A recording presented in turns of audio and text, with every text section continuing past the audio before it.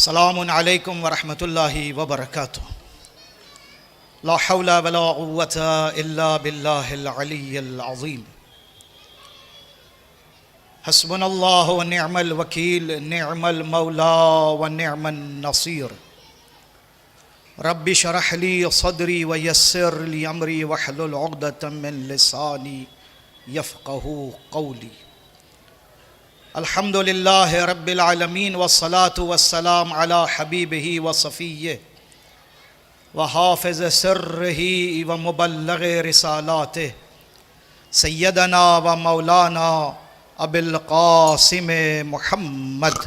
اللہم صل علی محمد وآل محمد وعلی اہل بیتہ الطیبین الطاہرین المعصومین الذین اذہب اللہ عنہم الرجس وطہرہم تطہیرا ولعنۃ اللہ علی اعدائہم من الآن الی قیام یوم الدین۔ اما بعد فقد قال اللہ الحکیم فی قرآن المجید۔ بسم اللہ الرحمن الرحیم۔ من عمل صالحا من ذکر او انثی وہو مؤمن فلنحیینہ حیاۃ طیبہ۔ صدق اللہ المولانا الکریم۔ شہنشین پر تشریف فرما تمام ذی احترام علماء، شعراء، دانشور حضرات، اور میرے سامنے موجود تمام مومنین اکرام اور پس پردہ جو تشریف فرما ہے میری ماں بہنوں کی خدمت میں، عرض ادب اور عرض سلام کے بعد مختصراً کچھ معروضات ہیں جو آج کے اس بین الاقوامی کانفرنس کے حوالے سے جو مذاہب کے تقریب کے لیے کی گئی ہیں، آپ حضرات کی خدمت میں بعنوان معروضات عرض کرنا ہے۔ سب سے پہلے تو میں مبارکباد دوں گا آرگنائزرز کو کہ اس طرح کے پروگرامز آج کی سخت ضرورت ہے۔ آج ہمیں اپنے مذہب کو بھی اور دیگر ادیان کو بھی سمجھنے کی ضرورت ہے۔ آج کا نوجوان جس کے سامنے آج بڑی چنوتیاں اور چیلنجز ہے، اور اگر اس کے مقابل میں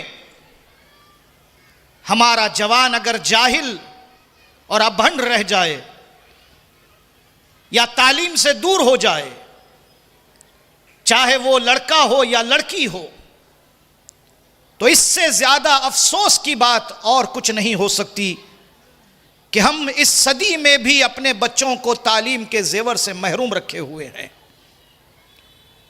اس پر کبھی اور گفتگو ہوگی اور دوسرے مقررین بتائیں گے کہ آپ 3 وقت میں جو کھانا کھاتے ہیں، 1 وقت کم کھائیے مگر اپنے بچوں کو تعلیم کے زیور سے محروم نہ کیجیے گا۔ 1 وقت بھوکے رہ جائیے، کوئی بات نہیں، اپنے بچوں کو پڑھائیے، لکھائیے، آئی پی ایس آفیسرز بنائیے، آئی ایس بنائیے، آئی ایف ایس بنائیے۔ گدائی اور فقیری اور بھیک مانگنا ختم کریں۔ جو ہمارا حق ہے ہمارے ملک عزیز ہندوستان میں، ہم اسے ڈنکے کی چوٹ پر حاصل کر کے رہیں گے اور کوئی ہمیں روک نہیں سکتا۔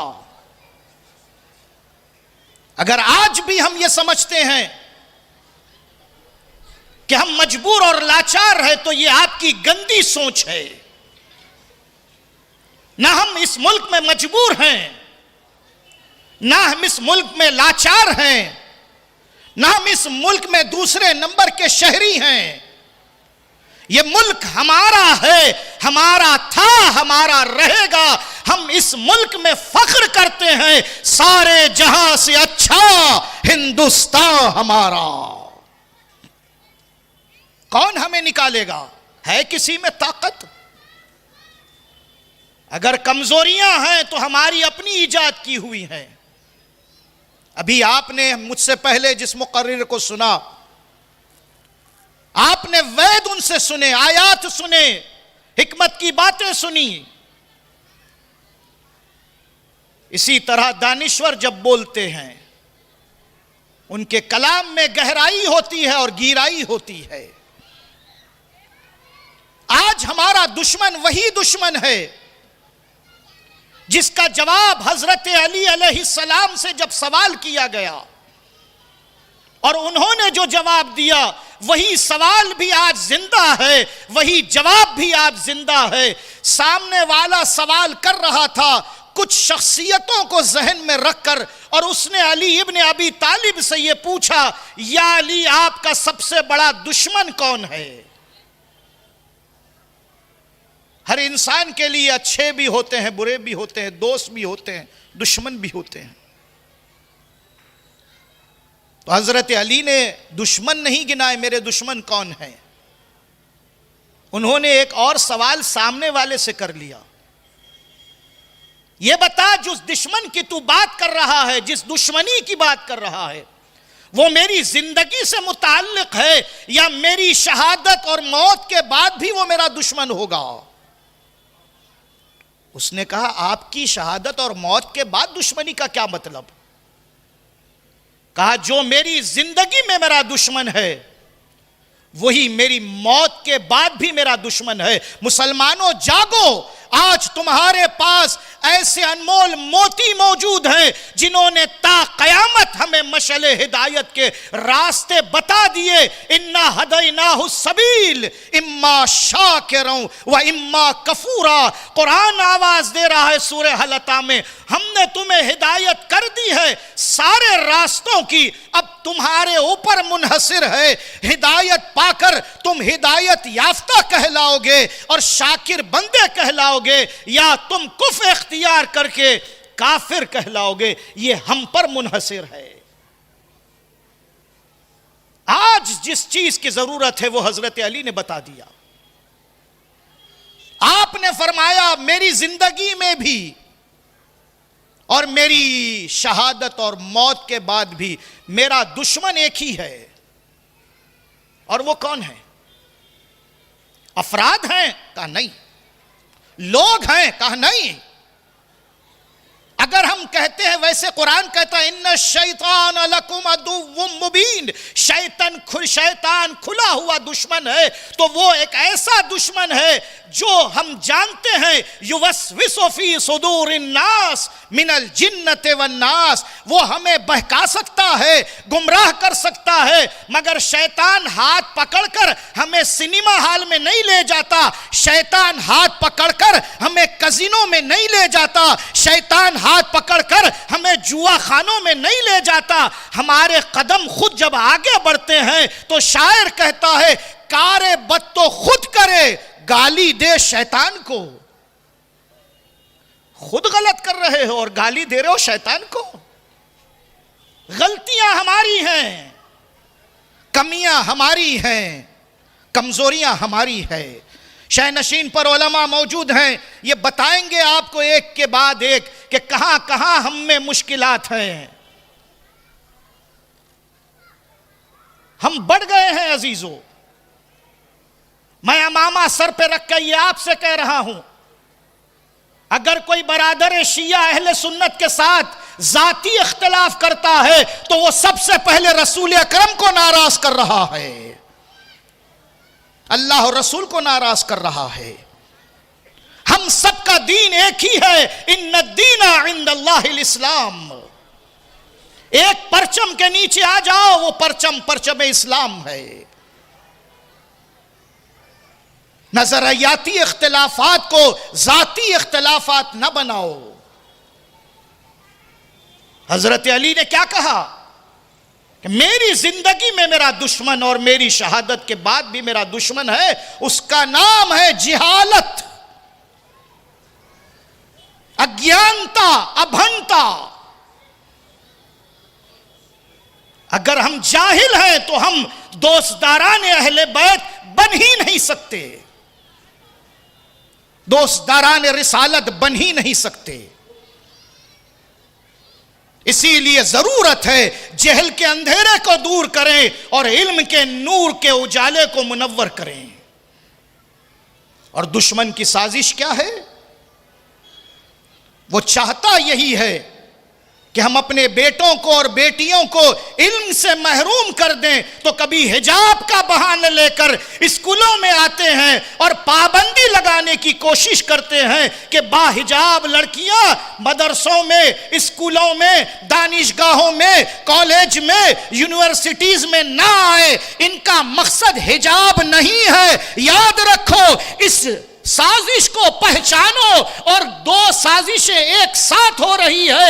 ایک ہمیں دین سے دور کرنے کی سازش ہے، دوسرے ہمیں علم سے دور کرنے کی سازش ہو رہی ہے۔ نہ ہم اپنے دین کو چھوڑیں گے، نہ ہم اپنے حجاب کو چھوڑیں گے۔ کل بھی ہم علم کے بڑے پیمانے پر اعلیٰ درجے پر فائز تھے، آج بھی ہے اور کل بھی رہیں گے۔ اس کا ثبوت کوئی اور نہیں، ہماری ایک لڑکی نے تکبیر کی آواز بلند کر کے ہزاروں نوجوانوں کے مجمع میں کہہ دیا، میں اللہ والی ہوں، کل بھی حجاب میں تھی، آج بھی ہوں اور کل بھی حجاب میں رہوں گی۔ نہ تم مجھ سے علم چھین سکتے ہو، نہ حجاب چھین سکتے ہو۔ اگر وہ لڑکی اس وقت واپس ہو جاتی، یہ بھی ممکن تھا نا کہ وہ کالج سے باہر آ جاتی، اسکول کمپاؤنڈ سے باہر نکل جاتی، لیکن اس کے قدم وہاں بڑھ رہے تھے جہاں علم کا چراغ روشن تھا۔ اس نے کہا، تم لاکھ جو مجھے تانے دینا ہے دو، میں تانوں سے ڈرنے والی نہیں ہوں، میرے پاس جذبہ ایمان ہے، اور اس کا اظہار تکبیر کی آواز سے بلند کر دیا۔ من عمل صالحا، میں نے اثرنامہ کلام میں اسی آیت کو آپ کے لیے پیش کیا، من عمل صالحا من ذکر او انثی وہو مومن، جو کوئی بھی من عمل صالحا نیکی کرتا ہے، چاہے وہ مردوں میں سے ہو یا عورتوں میں سے، من ذکر او انثی وہو مومن، عمل صالح کے ساتھ دولت ایمان ہے۔ تمہارے پاس اگر یہ طاقتیں موجود ہے، عطا الہی یہ ہے، فَلَنُحْيِيَنَّهُ حَيَاةً طَيِّبَةً، اللہ تم کو حیات طیبہ عطا کرے گا۔ عزیزان گرامی قدر، بہت سے لوگ ایسے ہیں جن کو ہم جانتے ہیں، ممکن ہے وہ ہماری طرح بڑی ٹوپی نہ پہنتے ہو، عمامہ نہ پہنتے ہو، ابا قبا جھبا شیروانی نہیں پہنتے، لیکن پڑھے لکھے ہیں، دانشور ہیں، بات کی گہرائی اور گہرائی کو جانتے ہیں۔ ایسے افراد کا قوم میں استقبال ہونا چاہیے جن کے پاس دولت علم ہے، جنہوں نے اپنی زندگی کتابیں لکھنے اور پڑھنے میں صرف کی ہے۔ یہ لباس تو ایک پہچان بن جاتی ہے، ورنہ ہمارے پاس پڑھے لکھے افراد کی کمی نہیں ہے۔ اور ایک بات آخری کہہ کر باقی آپ نے بات آنے والے مخاطبین کو زحمت دوں گا، یہ درد دل آپ محفوظ کر لیں عزیزان گرامی، جو حقیقت بیان کرنے جا رہا ہوں۔ بہت سے ایسے لوگ ہیں جو ڈرتے ہیں، اب میں ان کو بزدل تو نہیں کہہ سکتا، بزدلی ایک الگ چیز کا نام ہے، لیکن شجاعت اور بہادری نہیں ہے۔ جب بھی ابھی قبلہ و کعبہ نے ایک بات کہی، حکمت سے کام نہیں لیتے، من اوتی الحکمت فقط اوتی خیرا کثیرا، پڑھے لکھے ہیں، اہل قلم ہیں، اہل فکر ہیں، بہت سے لوگ ہیں بہترین فکر رکھنے والے، بہترین سوچ رکھنے والے، بہترین قلم رکھنے والے، مگر افسوس یہ ہے کہ وہ گوشہ نشین ہیں۔ یاد رکھو عزیزو، جس طرح میدان محشر میں مالدار سے سوال ہوگا، تیرے پاس دنیا کی مختصر صحیح دولت ہم نے دی تھی، تو نے اس دولت کو کہاں خرچ کیا، کہاں سے کمایا، یہ بھی ہوگا سوال۔ حلال کمایا، حرام حلال میں خرچ ہوگا، از حرام آمد در حرام رفت، اگر حرام سے کمایا تو حرام میں جائے گا، لیکن اگر حلال کی کمائی ہے تو اسے بندگان خدا کی خدمت کے لیے رکھیں. اور اس بندگان خدا کی خدمت کے لیے ایک لفظ بریکٹ میں اور کہہ دوں جو اکثر میں جمعہ کے خطبے میں مسجد علی سکندرآباد میں یہ لفظ کہتا ہوں. جوانوں اپنے ذہنوں کو کھولو. میں جو بات کہنے جا رہا ہوں میری ماں بہنیں آپ بھی سنیں. ہمارے ذہن میں بھید بھاؤ، طبقاتی فرق، مذہبی نفرت، تفرقہ اندازی اگر مجھ جیسا کوئی طالب علم بھی ڈال رہا ہے تو وہ بڑے گناہ کا مرتکب ہو رہا ہے. مذہبی نفرتوں سے دور ہو جاؤ. اگر کوئی فقیر آ کر خدا تم سے بھیک مانگے ہاتھ پھیلائے، کچھ دے دے بابا. ویسے ہمارے شہر میں اللہ کے نام پہ دے دے بابا کہتا ہے، لیکن اس نے ہاتھ پھیلایا بھیک مانگا. گھر پر کوئی آیا دروازہ کھٹکھٹایا بھیک مانگا. خدا را کبھی مذہب دیکھ کر بھیک نہ دینا. تمہیں واسطہ ہے رسول اور آل رسول کا. بڑی بات کہنے جا رہا ہوں. کبھی بھی کسی کی مدد مذہب دیکھ کر نہ کرنا. اگر محتاج ہے، اگر وہ ضرورت مند ہے، اگر وہ پروفیشنلی بھیک نہیں مانگ رہا ہے بلکہ واقعی بھیک مانگ رہا ہے کیونکہ فقر اور فاقہ ہے، تو مذہب، مسلک، طبقات دیکھ کر اس کی مدد نہ کرنا. اللہ جو فیاض ہے اپنی فیاضی میں وہ کبھی بھید بھاؤ نہیں کرتا. تو میں اور آپ کون ہے جو دیتے وقت میں فرق دیکھ کر کسی کی مدد کریں گے؟ وہ بارش برساتا ہے تو کیا صرف سجدہ کرنے والوں کے لیے بارش ہوتی ہے؟ اناج اگاتا ہے تو کیا عبادت گزاروں کے لیے اناج اگتا ہے؟ وہ انسانیت کا پروردگار ہے. بھوکے کو کھانا کھلاؤ، پیاسے کو پانی پلاؤ. یاد رکھو جوانوں، بھوک کا کوئی مذہب نہیں ہوتا، پیاس کا کوئی مذہب نہیں ہوتا. اگر کوئی پیاسا تمہارے سامنے آئے تو تم یہ پوچھو گے اس پیاس کا مذہب کیا ہے؟ اس بھوک کا مذہب کیا ہے؟ میں تو کہتا ہوں اگر وہ دشمن خدا بھی ہے لیکن اگر انسانیت ہے، ہاں وہ روایات اپنی جگہ پر کہ جہاں تارک الصلاۃ کی مدد کرنا گناہ کبیرہ مانا گیا ہے، لیکن اگر وہ مسلمان ہی نہیں ہے تو تارک الصلاۃ کہاں سے ہوگا؟ منکر صلاۃ کہاں سے ہوگا؟ لیکن ایک مذہب ہمارا اور بھی ہے. آج ہندوستان کے اندر اس کو فروغ دینے کی ضرورت ہے. اس مذہب کا نام ہے انسانیت. ہم نے سب یاد رکھا، انسانیت کو بھلا دیا ہے. رستے میں پتھر نظر آئے، ہٹاؤ پتھر. محتاج نظر آئے، سہارا دو. پیاسا نظر آئے، پانی پلاؤ. بھوکا نظر آئے، کھانا کھلاؤ. بے لباس نظر آئے، لباس دے دو. پریشان حال ہے، اس کی مدد کر کے پریشانی دور کر دو. اللہ کو بندگان خدا کی خدمت بہت پسند ہے. مذہب نہیں سکھاتا آپس میں بیر رکھنا. ہندی ہے، ہم وطن ہے، ہندوستان ہمارا. اگر ہم نے اس کو مذہبوں میں بانٹ دیا تو یہ ملک کا گلدستہ ہے. یہاں انیکیات میں ایکیتا ہے. مختلف مذاہب، مختلف مسالک، مختلف لوگ، لیکن سب مل جل کر رہتے ہیں. تو ایک بات اس کو یاد رکھیے گا، میں ان سے گزارش کروں گا جو دانشور ہیں، پڑھے لکھے لوگ ہیں، اہل فکر اور اہل قلب ہیں، وہ آگے آئیں اور جرأت کا مظاہرہ کریں. اور دوسری گزارش جوانوں آپ سے ہے، آپ ڈرے نہ، اپنی بات رکھے ادب کے دائرے میں رہ کر. آپ کسی مذہب کی توہین کیے بغیر سوشل میڈیا پر اپنی بات رکھنے کا پورا حق رکھتے ہیں. کسی کا مذاق اڑا دینا، کسی کی تضحیک کر دینا، کسی کو نیچا دکھا دینا، یہ گناہ ہے. اور کبھی کبھی اس جملے کو یاد رکھیں آخر کلام، یہ جو آپ کے ہاتھ میں اسمارٹ فون ہے نا، یہ آئٹم بم ہے، چلتا پھرتا آئٹم بم. آج نوجوان، میں اگر وہ سارے آنکڑے پیش کروں آپ کے سامنے، ہم سمجھتے ہیں ہم دیکھ رہے ہیں، فلاں ویب سائٹ پر جا رہے ہیں، فلاں جگہ جا رہے ہیں، تو کوئی ہمیں دیکھ نہیں رہا ہے. وہ تو اللہ دیکھ رہا ہے، وہ تو الگ بات ہے. لیکن یہ جو کمپنیاں ہوتی ہیں نا، ان کے پاس بھی ایک ڈیٹا ہوتا ہے.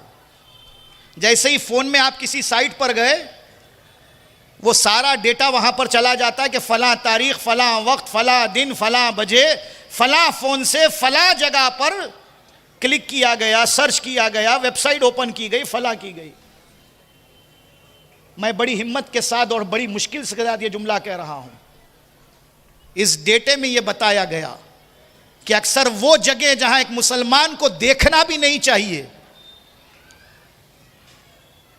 اکثر ان کے ڈیٹے میں کہا گیا 62% مسلمان ہیں. اس کا ذمہ دار کون ہوگا؟ ہم ایسی جگہوں پر جا کر گھومتے پھرتے ہیں، وہاں پر جہاں وقت و برباد ہونا بہت دور کی بات ہے، گناہ کبیرہ بھی انجام دیتے ہیں تو ہمیں احساس تک نہیں ہوتا. عزیزان گرامی، یہ چھوٹا سا اسکرین، ایک بڑا اسکرین تھیٹر میں ہوتا تھا، اب آج کل چھوٹا اسکرین ہمارے ہاتھوں میں ہے. اس نے بڑی قیامت ڈھائی ہے، اس نے بڑے مصائب ہمارے لیے پیدا کر دیے ہیں. اسی لیے جوانوں، آپ سے اپیل ہے، اپنا خیال رکھیں، گناہوں سے بھی بچیں، ایمان کو پختہ کریں، نظریاتی اختلافات کو دور کریں، اور ایک سچے اور اچھے ناگرک اور ایک اچھے انسان اور ایک اچھے مسلمان بن کر اپنے رسول کی خوشنودی حاصل کریں. والسلام علیکم ورحمۃ اللہ وبرکاتہ. وعلیکم السلام.